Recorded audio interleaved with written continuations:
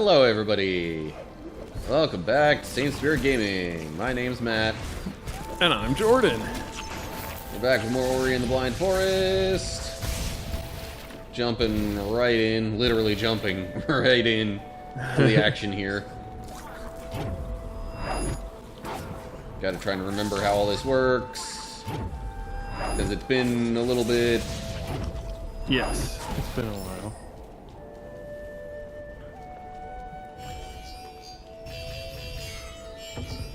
Oh, that's an energy door. Why was I thinking that was gonna need, like, the keystones that I had? Okay, well, I guess that works too. Yeah, I'm pretty sure I can't just go straight up. There's a thing that blocks the path there. I can double check what that is, but I'm pretty sure... Yeah. Yeah, no, can't just break through there. Okay. Which is why I'm going through the door that I'm going through, to see if this gives me a way around.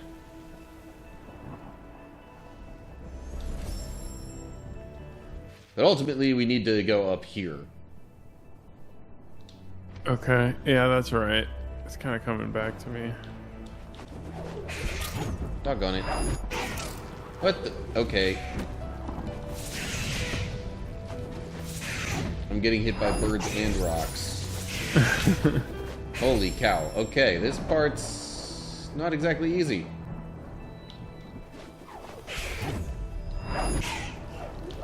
Alright, you know what? Let me just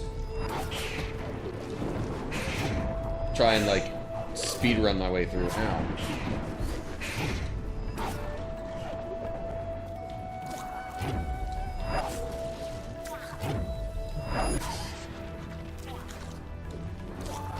And One more. Okay, now where am I? Interesting. There's some sort of tree just below me, it seems. But not that way. Maybe through this. Oh, that's not a tree. That's a map stone thing. Which I do not have any fragments for. Alright. I suppose then I need to keep trying to work my way up.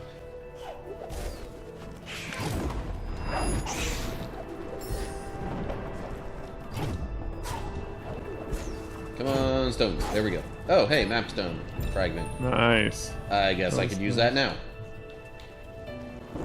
Maybe that'll reveal where I need to go.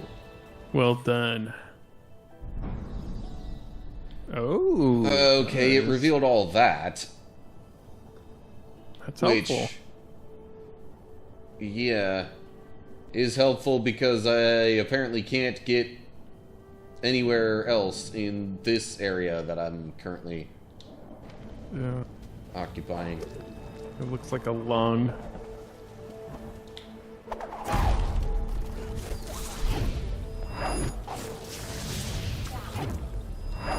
Okay. Maybe I should try to get back to the save point I made.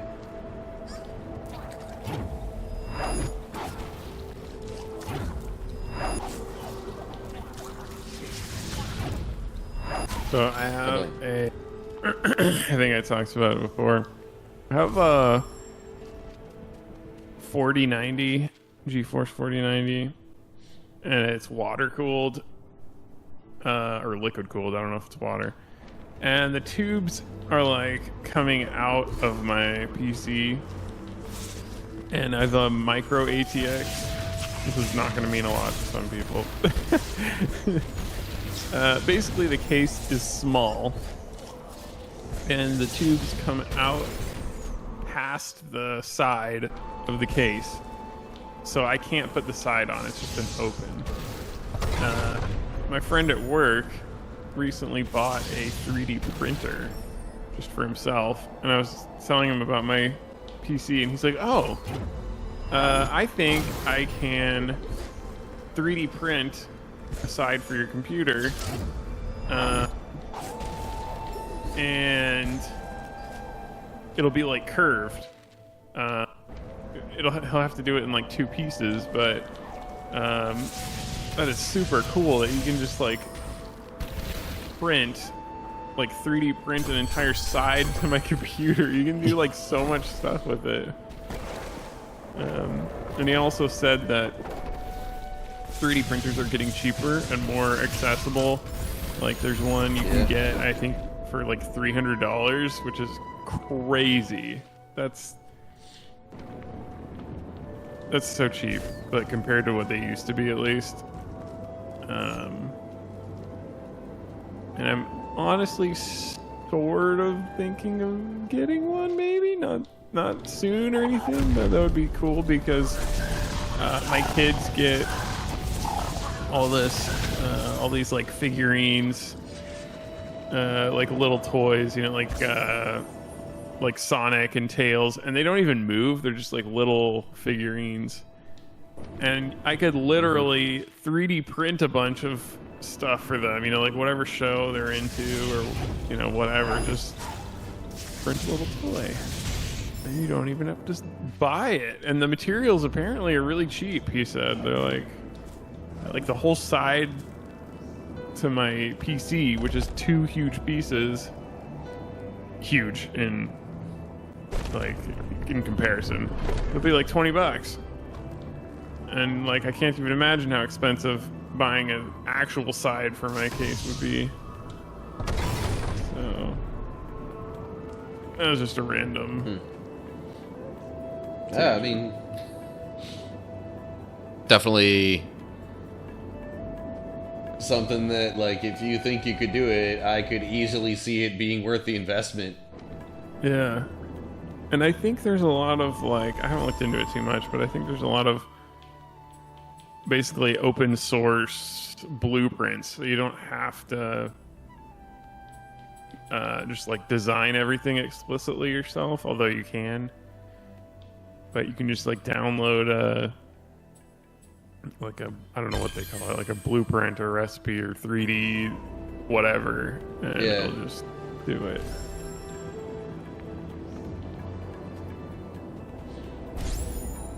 Yeah, like I actually got a somewhat custom, I don't know, I had somebody with a 3D printer make a dice tower for me.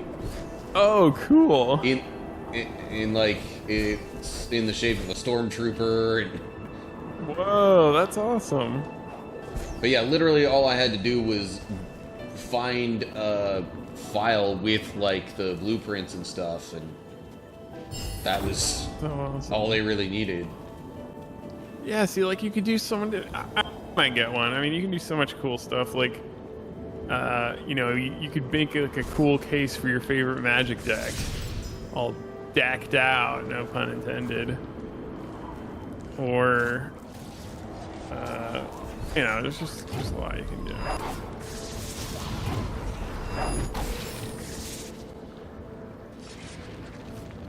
Like I said, I'd probably use it for like little toys for my kids, but I also need like it would be really nice to have a like stand for my Xbox controller, because I always just like throw it on my table.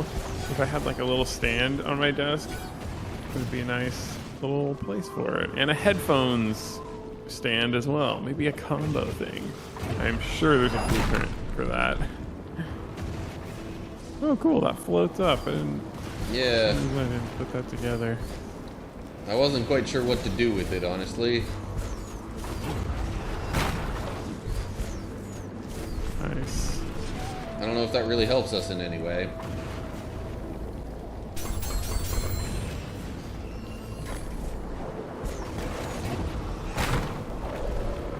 Maybe once that door is fully open, I can send this thing on through, and it might be usable later. I don't know. Does it go on there? Yeah, no, that doesn't seem to be doing anything. Soul Link is ready.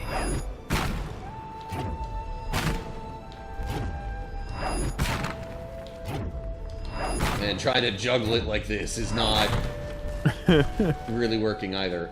Okay. What? Hey, look at that. I got an achievement for juggling it, though. Juggle Master. That's funny. Oh, that was... Okay, sorry. We talked about... Okay, so I will say... I may have too quickly judged the new Xbox CEO. We'll see. We still don't know, but there are some cool things coming. So like we talked about on our other playthrough, Kingdom Hearts Chain of Memories, which you should watch also. It's really cool. That the subscription is going down because they basically got rid of Call of Duty. Not even that they got rid of Call of Duty, it's that they said, okay, we're not going to have it on Game Pass day one. Oh, so they're still going to have other ones. They're just going to delay it like a month or so. Oh my gosh. That's crazy. That's awesome. The other thing that I heard, which I really like because I've talked about on the channel, I'm like sort of sometimes an achievement hunter.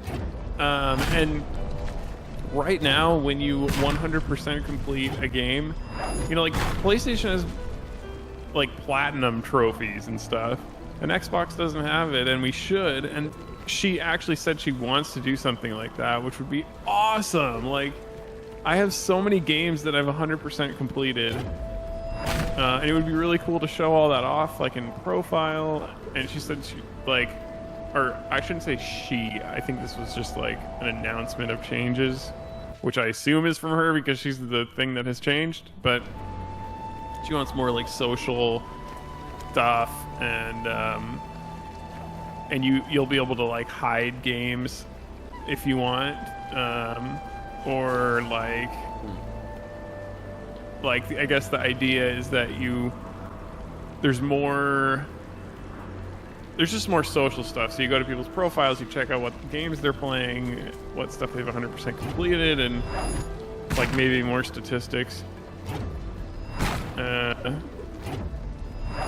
But anyway, for me, I like that because it's pretty difficult to get 100%, and I've always been like, why don't we get platinum trophies? Like, just say, like, here's a list of games you've 100% completed. Why don't we have that?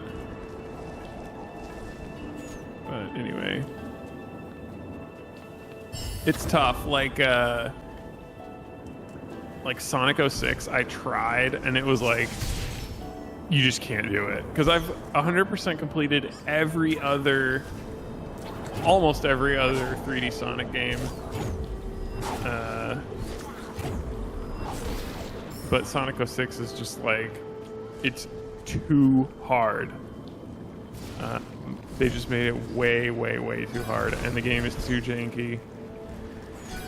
I'm kind of excited to play that on the channel because it's like, if you have not experienced it, it is one of the wildest things you'll ever see. And I feel like it's been enough time now. It's been 20 years that like there's a whole generation of people who have never probably even seen this game. Sonic generation? No. That game's super old too now, although they kind of re-released it. So. I wish they would do like a definitive edition of Sonic 06. I feel like it would actually be pretty popular because the vision was there. Like the vision of that game was pretty awesome. It's just that they had to rush and couldn't finish anything, and it turned out horribly. But if they actually got to finish it, it would have been pretty good. And like, actually, people have tried. Like, there's a whole PC port that you can find for free. This guy's like making it from scratch. He hasn't finished the whole game though, but you can play some of the levels he's recreated. It's actually really good.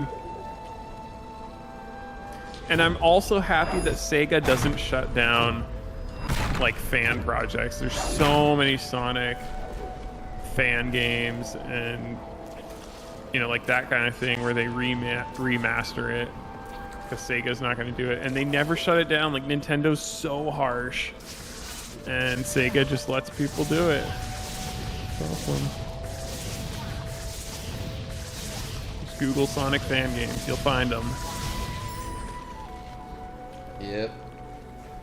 But this might be a good time for the passage of the day. I'm yammering on about Sonic.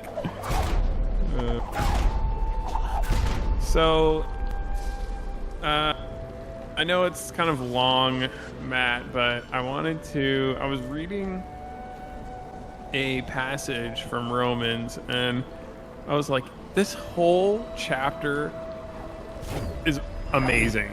And so I want to do this episode and the next episode, like kind of a two-parter, because like I just was reading this, I was like, I really want to just read the whole chapter. But I've literally got us in the middle of a 20-parter on Esther. Come on.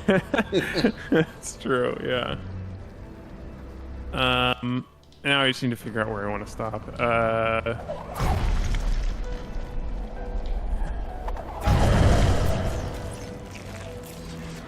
Yeah, okay, okay, so this is Romans 14, and I'll go verses 1 through 13. And it just gets better from there, so yeah, just stick around for the next episode if you want the rest of this, but this is... Romans 14, verses 1 through 13. Accept the one whose faith is weak, without quarreling over disputable matters. One person's faith allows them to eat anything, but another whose faith is weak eats only vegetables. The one who eats everything must not treat with contempt the one who does not, and the one who does not eat everything must not judge the one who does, for God has accepted them. Who are you to judge someone else's servant? To their own master, servants stand or fall, and they will stand, for the Lord is able to make them stand. One person considers one day more sacred than another. Another considers every day alike. Each of them should be fully convinced in their own mind. Whoever regards one day as special does so to the Lord. Whoever eats meat does so to the Lord, for they give thanks to God. And whoever abstains does so to the Lord and gives thanks to God. For none of us lives for ourselves alone, and none of us dies for ourselves alone.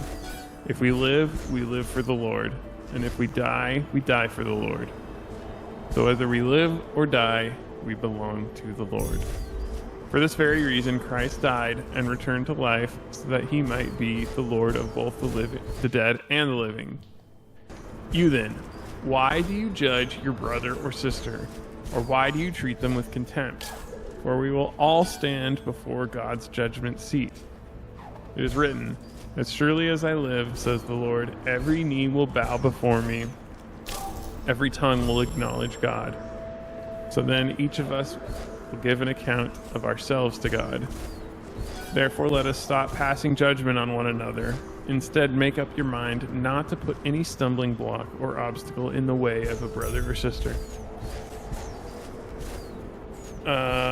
Yeah, it's long, but man, I feel like it's just really good.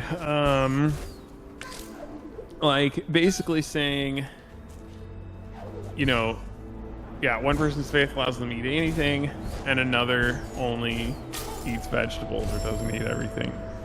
And don't judge, you know, like, basically the point is, the rules are not what's important. What's important is that what you're doing it for God. You know, we live for God and we die for the Lord. And so if all of us are doing that, if you have brothers and sisters who are basically like living by different rules, don't spend your time judging or chastising them or even getting in, you know, fights with them about that, because at the end of the day, you're both living for God, for Christ. And then, yeah, he references Isaiah, as surely as I live, every knee will bow before me, every tongue will acknowledge God. I do want to make one distinction. This does not mean, like, hey, you know, every person for themselves. You can just do whatever you want, and you know, don't judge. You can just sin, and everything's fine. Yeah. He does later on. He makes that distinction. It didn't show up in this one, but yeah, that it doesn't mean do whatever you want, but it does mean if you're looking at another Christian and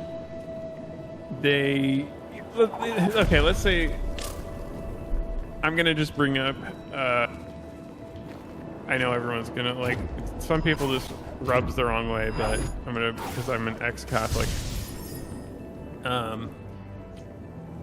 people like give up stuff for Lent, and they will like say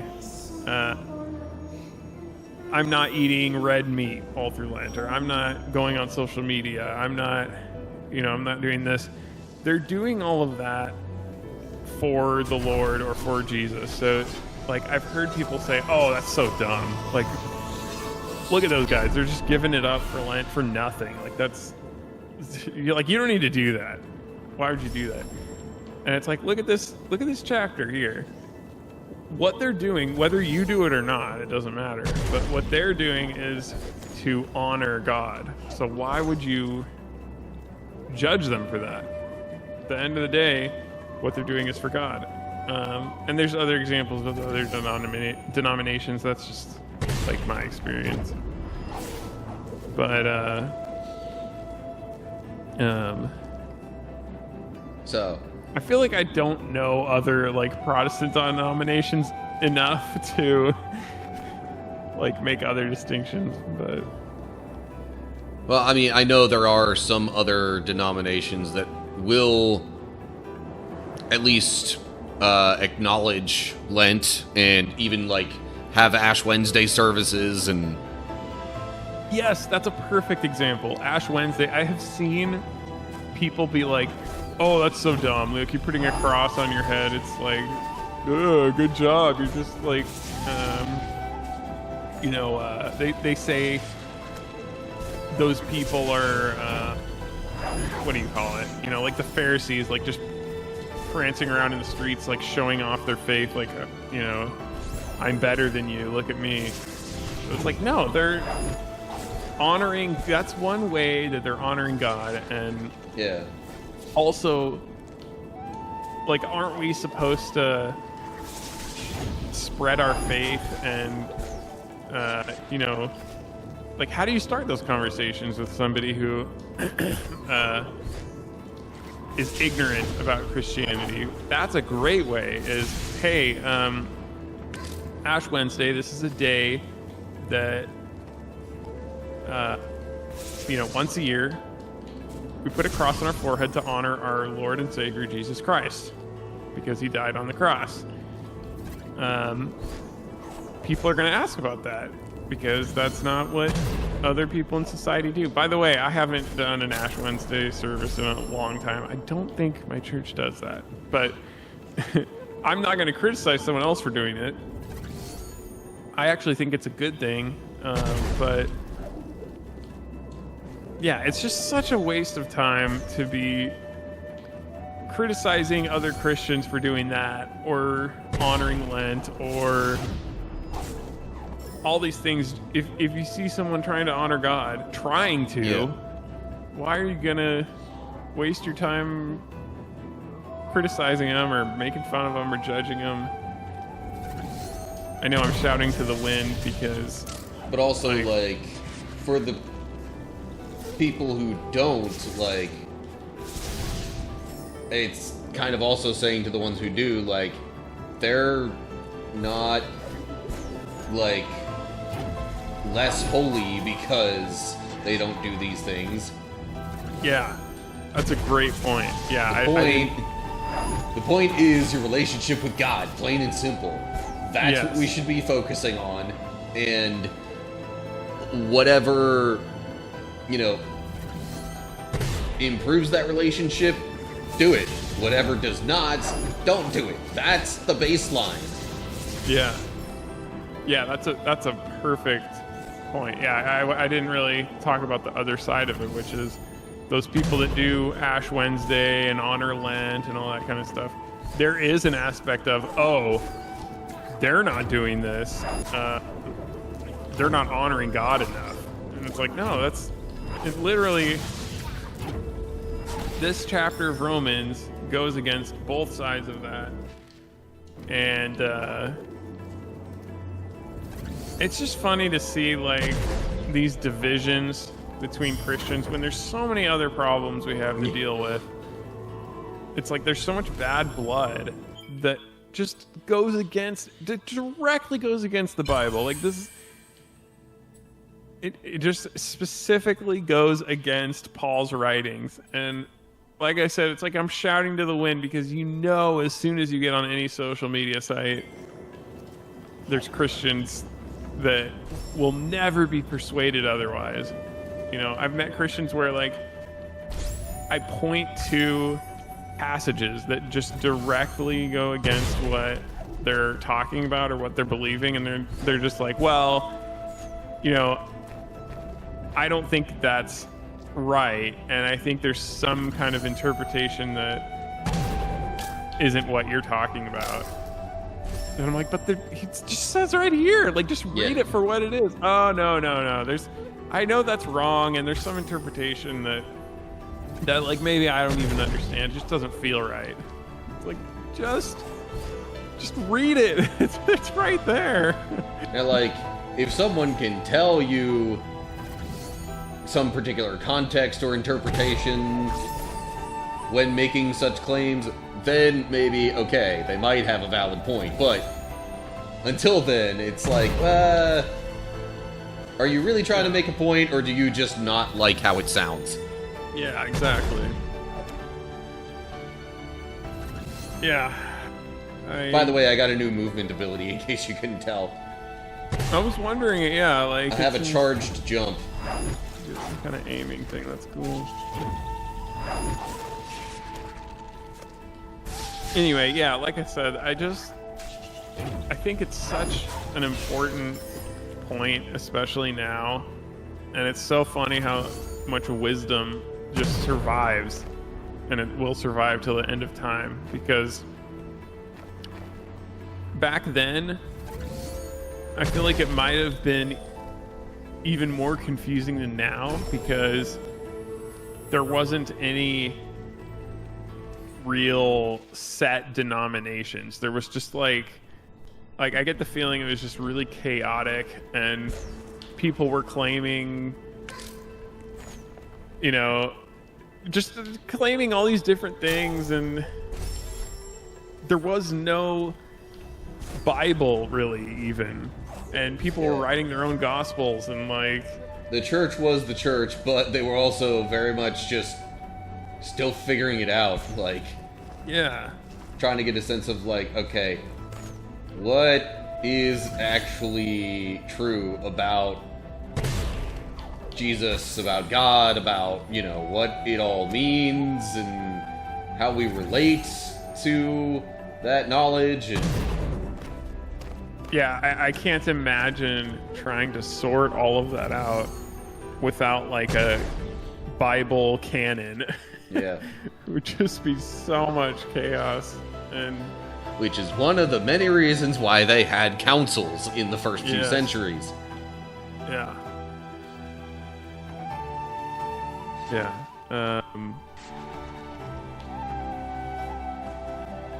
And I also feel like it just goes to more credibility that everybody at that time knew something amazing happened. Like, Jesus was an incredible person who changed the world. Period. It's like you couldn't even organize people, but everybody knew this Jesus guy was different, and he was God, and like there was just no question about that in these times. they're trying to figure out the details, but like, you know, you fast forward to today and people are like basically saying, no, you know, Jesus was a person and like, yeah, maybe he existed, but you know, it wasn't anything special. Like everyone's just, you know, looking too much into this. And it's like, no, everyone who lived in that time knew. It was not like guessing. It's like they knew something absolutely amazing happened. So people try to argue that are so ignorant and yeah, I don't know. It's just crazy to just look at how things worked out, I guess.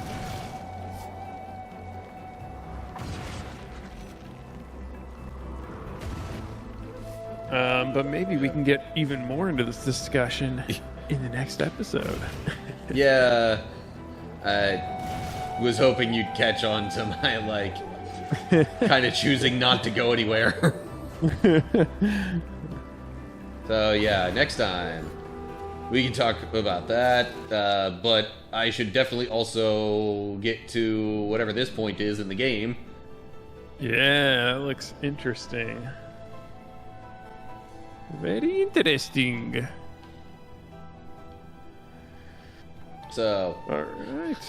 In line with this discussion, if you feel so inclined, viewers, feel free to let us know some things that you do to, like, deepen your relationship with God. Like, yeah.